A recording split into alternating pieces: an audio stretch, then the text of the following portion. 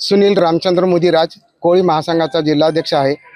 आणि प्रामुख्याने मागणी म्हणजे आमची ही आहे की आमच्या समाजाला संविधानामध्ये अनुसूचित जमातीत असून सुद्धा काही राजकीय पुढाऱ्यांच्या हितासाठी आम्हाला डावलल्या जाते। आमचा समाज इथे नाही म्हणतात। खरं म्हणजे हा कोळी समाज स्वातंत्र्याच्या पूर्वीपासूनचा इथे आहे आणि स्वातंत्र्याच्या काळात कोळी समाजाचे फार हुतात्मे झालेले आहेत। त्याचे उदाहरण आहेत। नेमके काय मागण्या आहेत? आमच्या मागण्या येते आमच्या मुलांना जातीचे प्रमाणपत्र सुलभ रीतीने मिळाले पाहिजे आणि जातीचे प्रमाणपत्र मिळाल्यानंतर वैधतेसाठी थातूर मातूर कारण टाकून आमची वैधता होत नाही, तर ती वैधता सुलभ रीतीने व्हायला पाहिजे, एवढीच एक शासनास मागणी आहे।